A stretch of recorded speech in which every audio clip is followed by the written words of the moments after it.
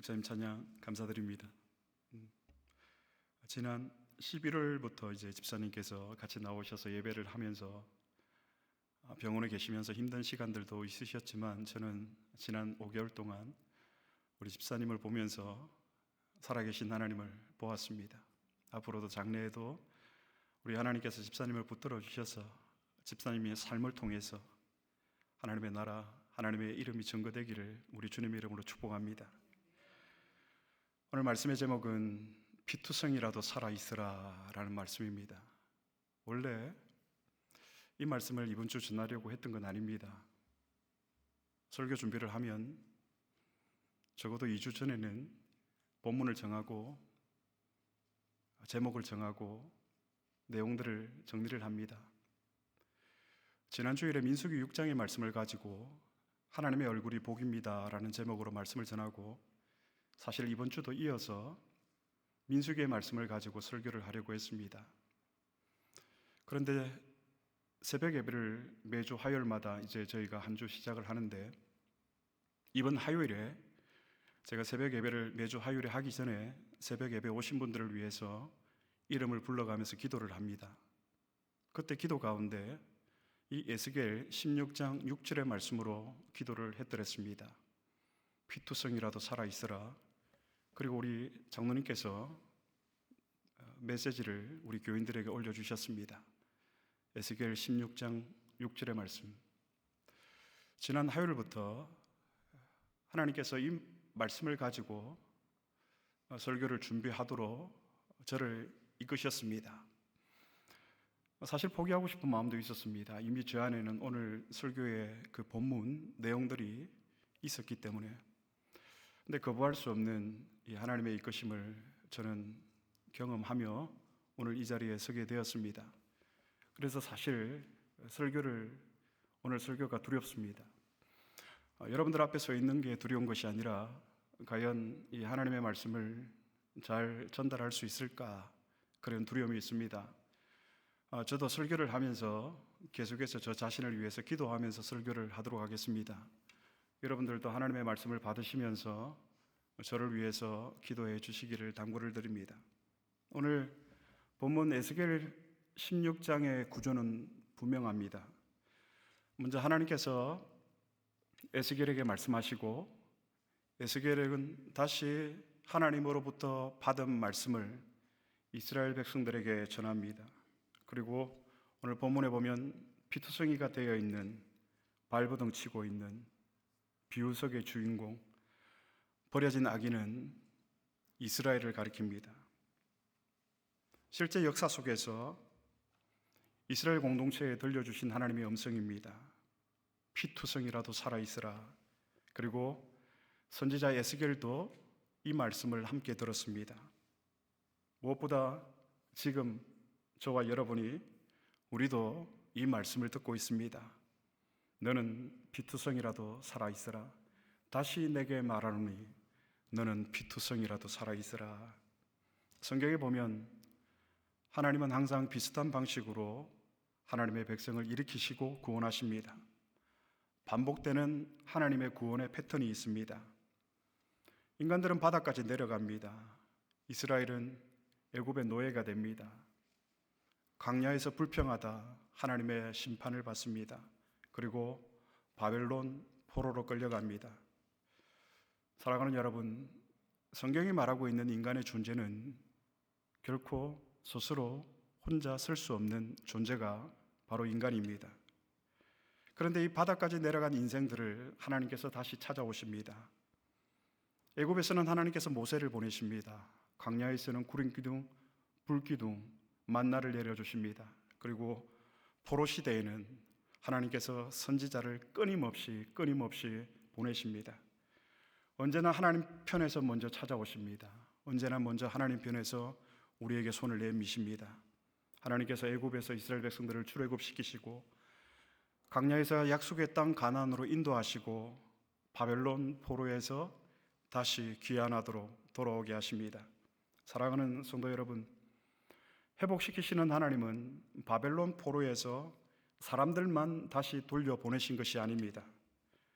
무너진 성전을 다시 세우게 하셨습니다. 무너진 예루살렘 성벽을 다시 재건하게 해주셨습니다. 그리고 흩어져 있는 이스라엘 백성들을 하나님 말씀 중심으로 다시 회복시켜 주셨습니다. 그러므로 여러분, 이스라엘의 회복은 예배의 회복이고 공동체의 회복이고 결국 하나님의 약속의 말씀, 언약의 회복이었습니다. 하나님의 회복은 완전한 회복입니다. 원래대로 다시 돌려놓는 것입니다. 하나님 중심으로 다시 돌려놓는 것, 이것이 하나님의 회복입니다. 한 문장으로 이것을 정리를 하면, 나는 무너지고 하나님은 무너진 나를 다시 찾아오시고 말씀으로 나를 살리십니다. 성경에 나타난 하나님 구원의 패턴입니다. 1992년도 출간된 창조 타락 구속이라는 책이 있습니다. 사회 변혁 가운데 교회가 지켜야 할 그 내용들을 저자는 정리를 하고 있습니다. 하나님의 구원의 패턴이에요. 하나님께서 창조하시고 인간은 또 타락하고 다시금 하나님은 구원하시고, 오늘 본문도 이와 똑같습니다. 버려진 아이가 있습니다. 완전히 끝난 상태입니다. 그리고 하나님이 버려진 그 아이를 지나가십니다. 먼저 찾아오십니다. 그리고 말씀하십니다. 피투성이라도 살아있으라. 그리고 말씀으로 다시 이 아이를 살리십니다. 하나님 구원의 패턴입니다. 오늘 말씀을 우리에게 적용을 하면, 하나님은 우리의 다음 단계를 이미 다 알고 계신다라는 사실입니다. 내가 지금 무너져 있는지, 아니면 하나님이 나를 찾아오셔야 하는지, 그리고 말씀으로 나를 다시 살리시는, 회복시키시는 단계인지, 여러분은 어느 단계에 계십니까? 무너져 있으십니까? 무너진 여러분을 하나님이 찾아오신 것을 여러분은 알고 계십니까? 말씀으로 지금도 나를 회복시키시는 그 하나님을 여러분은 보고 계십니까? 사랑하는 성도 여러분, 우리가 무너져 있을 때 하나님은 먼저 우리를 찾아오시고 말씀으로 다시 우리를 회복시키시고 우리를 살리시는 하나님이심을 믿습니다. 오늘 본문에 나오는 피투성이라도 살아있으라, 이 말씀은 단순한 위로의 말씀이 아닙니다. 죽어가는 이스라엘을 다시 살리시는, 이스라엘을 향한 하나님의 사랑의 선언이었습니다. 그런데 중요한 것은 이 말씀을 전했던 에스겔 자신도 지금은 바벨론 포로로 끌려가서 무너진 현실 속에 갇혀 있습니다. 그러므로 여러분, 피투성이라도 살아있으라는 이 말씀은 이스라엘에게도 주신 말씀이요, 에스겔 자신도 함께 들어야 했던 말씀이었습니다. 그리고 오늘 저와 여러분, 우리의 이야기가 됩니다. 피투성이라도 살아있으라. 혹시 지금 여러분의 삶이 이 피투성이와 같지 않습니까? 그렇다면 오늘 성령의 음성을 듣고 하나님의 말씀을 붙드는 저와 여러분이 될 수 있기를 우리 주님의 이름으로 축복합니다. 하나님의 명령입니다. 사랑의 선언입니다. 생명의 말씀입니다. 피투성이라도 살아있으라. 본문을 다시 한번 보도록 하겠습니다. 에스겔 16장 6절의 말씀 다 같이 봉독하겠습니다. 내가 내 곁으로 내게 이르기를 너는 피투성이라도 살아있으라. 다시 이르기를 너는 피투성이라도 살아있으라 하고, 이스라엘의 역사를 충격적인 비유로 보여주고 있습니다. 버려진 아이가 있고 이 아이는 피투성이가 되어서 살려고 발버둥치고 있습니다. 사랑하는 성도 여러분, 원래 인간이란 하나님 없이 태어나는 순간부터 버려진 상태와 같습니다. 피투성이가 되어 있는 이 아이를 향해서 우리 주님은 조건 없는 생명의 선언을 하십니다. 살아있으라. 하나님의 은혜는 우리의 자격이나 우리의 상태를 조건으로 삼지 않습니다. 하나님께서 우리를 왜 택하셨을까요? 하나님께서 우리를 왜 작정하셨을까요? 우리가 거룩하기 때문이 아니라 우리를 거룩하게 하시기 위해서 하나님은 저와 여러분 우리를 택하셨습니다. 거룩하게 살라고, 착하게 살라고, 하나님 앞에 거짓되지 않게 진실되게 살아가라고 저와 여러분을 선택해 주셨습니다. 그런데 우리는 착각합니다. 내가 잘해야지 하나님이 나를 쓰시고 내가 무너지면 하나님도 나를 포기하실 거다라고 생각을 합니다. 그러나 아닙니다. 여러분, 하나님의 은혜는요, 우리의 상태에 따라서 변하지 않습니다. 내가 무너졌다고 내가 넘어졌다고 하나님의 은혜가 변하지 않는다라는 말입니다. 하나님께서 우리를 선택하신 것은 여러분, 우리의 자격이나 우리의 공로 때문이 아니에요. 목사이기 때문에 나를 선택하신 것이 아니라 영원 전에 우리를 작정하셨기 때문에, 상고 전에, 창세 전에 하나님께서 우리를 다시 회복시키시고 우리를 다시 살리시면서 주시는 말씀입니다. 피투성이라도 살아있으라. 여러분, 우리는 이 회복과 무너짐을 반복하는 것 같습니다. 목사인 저도 무너질 때가 있습니다. 넘어질 때가 있습니다. 그러면 하나님의 그 구원의 방식대로 하나님이 저를 찾아오셔서 말씀으로 다시 회복시키시고 살리는 은혜들을 저는 수없이 많이 경험했습니다. 그런데 또 무너지고 또 넘어집니다. 여러분들은 어떻습니까? 이것이 저에게는 고통이에요. 하나님께서 회복시켜 주셨는데 왜 또 다시 무너져야 하는가? 그런데 이제는 압니다. 이 무너짐은 이유 없는 무너짐이 아니라, 이 회복은 이유 없는 회복이 아니라 다시금 하나님께서 우리를 하나님 편으로 가까이 옮겨 놓으시는 은혜요, 가정이요, 시간임을 저는 믿습니다. 하나님과 우리의 사이가 이만큼 멀어져 있다면, 우리가 무너졌을 때 우리를 회복시켜 주셔서 하나님은 우리로 하여금 하나님께로 한 걸음 더 나아가게 하시고, 다시 이 자리에서 우리는 또 무너지고 또 넘어지고 실패하지만 다시금 하나님은 우리를 찾아오셔서 회복시켜 주셔서 한 걸음 더 하나님 앞에 나아가게 하시는 그 하나님의 일하심, 여러분은 알고 계십니까? 이 하나님의 열심을 여러분은 알고 계십니까? 사람 같으면 이미 포기했을 거예요. 짐승만도 못한 인간이라고, 이렇게까지 배신하고 이렇게까지 다시 무너져 버리면, 사람들 같았으면 이미 다 포기를 했을 거예요. 그러나 하나님은 여전히 찾아오셔서 우리에게 손 내밀어 주셔서 우리를 회복시키시고 하나님 가까이로 우리를 마침내 옮겨 놓으시는 거예요. 언제쯤 우리가 그분 가까이에서 그분을 뵐 수가 있을까요? 저 영원한 하나님 나라에서 우리는 영광스러운 그 하나님의 모습을, 영화로운 상태로 우리는 앞으로 대면하게 될 것입니다. 살아있으라. 그러므로 이 말씀은 하나님 창조의 명령이에요. 내가 너를 다시 살리시겠다는 하나님의 선언이고 하나님의 말씀입니다. 이 말씀은 왜? 그 말씀 자체가, 하나님의 말씀 자체가 생명이 되고 능력이 되기 때문입니다. 여러분, 성경에 나타난 이 하나님의 말씀이 능력이 된 사건들이 얼마나 많이 있습니까? 창세기에서 빛이 있으라, 우리 주님 말씀하셨습니다. 무에서 유를 창조하신 하나님, 아무것도 없는 상태 가운데서, 공허한 상태 가운데서, 근본이 없는 상태 가운데서, 암흑 가운데서 하나님의 말씀으로 빛이 시작이 되고 생명이 시작되었습니다. 빛이 있으라. 마른 뼈로 가득 찬 꼴짜기는 또 어떻습니까? 거기에 선지자 에스겔이 하나님의 말씀을 대언합니다.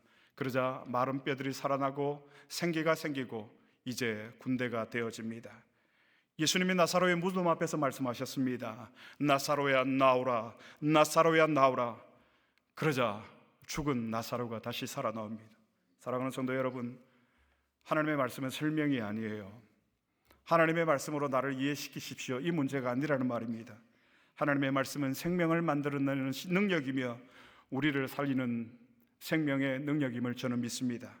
그 자리가 비록 죽음의 자리일지라도 하나님이 말씀하시면 회복이 되고 일어서고 하나님의 능력이, 하나님의 생명이 시작이 됩니다. 그러므로 여러분, 오늘 말씀의 제목인 피투성이라도 살아있으라는 이 말씀은 이 하나님의 생명으로 부르시는 하나님의 초대임을 저는 믿습니다. 오늘 우리에게 주시는 이 하나님의 말씀입니다. 피투성이라도 살아있으라. 사랑하는 성도 여러분, 지금 우리의 모습은 어떻습니까? 피투성일 수 있습니다. 살려고 발부둥 치고 있습니다. 그런 저와 여러분, 우리를 향해서 주님 말씀하십니다. 피투성이라도 살아있으라. 이 살아있으라는 말은 여러분 그냥 버티라는 말이 아니에요. 하나님을 신뢰하고 하나님을 간절히 붙들라라는 말씀입니다. 우리는 이렇게 생각하기 쉽습니다. 시간이 지나면 다 괜찮을 거야. 그래서 우리가 종종 하는 말이 어떤 말들이 있죠? 이 또한 지나가리라. 그러니까 그냥 참고 기다리자. 여러분, 하나님이 오늘 하시는 말씀은 이 피투성이라도 살아있으라는 이 선언은 하나님을 붙들라라는 말씀입니다. 하나님을 붙들고 살아있으라는 하나님의 간곡한 명령입니다. 힘들수록 우리의 마음이 무너질수록 우리가 기도할 힘이 없어도 여러분 살아남으십시오. 살아있는 진짜 믿음은 무엇입니까? 내가 강한 게 아니에요. 내가 강해서가 아니라 하나님께서 지금 나를 붙들고 있다라는 이 사실을 알고 그 고백을 가지고 나도 주님을 붙들고 기어서라도 주님 앞에 나아가서 주님을 붙드는 것, 이것이 우리의 진짜 믿음입니다. 우리의 피투성의 상처를 하나님의 방식으로 하나님이 회복시키시기 원하신다는 사실입니다. 그런데 우리는 억울한 일을 당하거나 우리의 마음 가운데 상처를 받으면 먼저 설명하고 싶어 합니다. 해명하고 싶어 합니다. 죽어서라도 정명하고 싶어 합니다. 너무 억울하기 때문에 나의 이 억울함을 풀고 싶어 합니다. 그런데 여러분, 왜 죽습니까? 부끄러운 얘기지만 한국이 OECD 국가 중에 자살률 1위라는 사실을 여러분 알고 계십니까? 하루에 40명이 평균적으로 스스로 목숨을 끊는다고 합니다. 30분에 한 명꼴입니다. 제가 이번에 한국에 갔을 때 제가 아는 집사님 자살하셨다는 소식을 들었습니다. 제가 알고 있는 청년 자살했다라는 얘기를 알고 있습니다. 한국에 있을 때 장애를 가지신 아버지가 그 자녀들에게 신세, 짐이 되지 않기 위해서 스스로 목숨을 끊으신 분의 장례 예배를 인도한 적이 있습니다. 왜 죽습니까? 왜 포기하십니까? 우리 주님이 피투성이라도 살아있으라고 말씀하시는데, 여러분, 이 죽음의 문제는 한 사람의 문제가 아닌 것 같습니다. 저희 어머님도 종종 저에게 어릴 적 형들이 다 출타하고 학교를 가고 군대를 가고 저 혼자 어릴 적 있으면 어머니께서 저를 딸처럼 여기시면서 던졌던 얘기가 지금도 기억납니다. 엄마가 죽고 싶었다. 엄마가 죽고 싶었다. 그런데 아버님은 저에게 직접적인 그런 얘기를 안 하셨지만 아버님의 마음도 그러셨을 것 같아요. 너무 힘들다. 너무 지쳤다. 혹시 지쳐서 포기하고 싶은 그런 직전에 있는 분이 계십니까? 아니면 오늘 이 설교를 유튜브로 들으시는 분 중에 그런 분이 계십니까? 선지자 엘리야는 갈멜산에서 큰 승리를 경험합니다. 그러나 그 다음 아합 왕의 왕비 이세벨이 그를 죽이겠다고 선언하자 협박하자 엘리야는 완전히 무너집니다. 그래서 엘리야는 강야로 도망을 갑니다. 로덴 나무 아래에 숨습니다. 그리고 그가 하나님 앞에 무엇이라고 말합니까? 여호와여, 넉넉하오니 지금 내 생명을 거두시옵소서. 주님, 나 살 만큼 살았습니다. 이제 더 힘들어서 못 살겠습니다. 내 생명을 거두어 가십시오. 여러분, 믿음의 이 어쩌면 거인 엘리야도 이런 고백을 하나님 앞에 드렸다면 우리겠습니까? 믿음의 사람도 이렇게 무너질 수가 있습니다. 한 번쯤은 우리가 그런 마음으로 하나님 앞에 더 서지 않았을까? 저 역시도 마찬가지입니다. 그런데 하나님께서 엘리야를 어떻게 찾아오십니까? 하나님은 엘리야를 책망하지 않으셨습니다. 먼저 누구를 보내죠? 천사를 보내고 떡과 마실 물을 제공을 하고 먹이시고 엘리야를 쉬게 하셨습니다. 그리고 다시 돌아와서 누워있는 엘리야를 향해서 내 좀 봐라, 나를 좀 봐라, 다시 깨우시고 다시 음식을 먹여주셨습니다. 그리고 나중에 크고 강한 바람이 아니었습니다. 바위가 부서지는 지진도 아니었습니다. 불 가운데도 아니었습니다. 세미한 음성으로 하나님께서 엘리야를 찾아오셨습니다. 그리고 하나님께서 엘리야에게 하셨던 말씀이 무엇이죠? 아들아, 내가 너와 아직 함께하고 있다. 아들아, 지금은 문제 해결보다 생명이 먼저다. 먼저 먹고, 먼저 마시고, 먼저 쉬어라. 회복하자. 그리고 말씀하시죠. 너에게 아직 사명이 남아있다. 너가 아직 감당해야 할 사명이 있다. 너가 가야 할 길이 있다. 억울한 일을 당할 때에, 사람에 대한 분노와 미움이 쌓여갈 때 하나님의 말씀을 새기시기를 바랍니다. 그리고 하나님의 때를 기다리십시다. 하나님은 우리의 눈물을 다 아십니다. 피투성이가 되어 발부둥치고 있는 그 우리의 모습을 하나님은 다 보고 계십니다. 하나님은 우리의 수치와 우리의 부끄러움을, 우리의 억울함을 모르시는 분이 결코 아니십니다. 하나님은 이 모든 것을 영원 전부터, 창세 전부터 직접 다루고 계시는 저와 여러분, 우리의 아버지이십니다. 나의 아버지이십니다. 우리는 때로 이 피투성이와 같은 그 삶의 자리에 서게 됩니다. 아무것도 할 수 없는, 마음이 무너져 버린 상태, 피투성이가 되어서 발버둥치고 있는 무기력한 우리의 상태, 바로 그 자리에서 오늘 이 하나님의 말씀을 여러분 마음에 새기시기를 바랍니다. 피투성이라도 살아있으라. 피투성이라도 살아있으라. 그리고 하나님이 오셔서 말씀으로 저와 여러분을 고치시고 회복시켜 주실 것입니다. 이 말씀은 단순한 위로가 아닙니다. 하나님이 우리를 포기하지 않으신다라는 선언입니다. 하나님이 지금 우리를 회복시키시고 우리를 살리고 계신다라는 증거가 됩니다. 어떤 말씀이요? 피투성이라도 살아있으라. 그러므로 여러분, 하나님이 다시 회복시키시고 하나님께서 살리신 인생은 하나님께서 반드시 세우셔서 하나님의 영광을 세상이 보도록 하십니다. 오늘 이 일을 위하여서 저와 여러분을 불러주셨습니다. 다시 한번 하나님의 말씀으로 위로합니다. 피투성이라도 살아 있으십시오. 이 말씀이 오늘 우리 교회를 살리고 우리의 가정을 살리고 이 사회를 살리고 그래서 우리의 인생을 다시 일으키는 하나님의 생명의 능력이 되기를 우리 주님의 이름으로 축복합니다.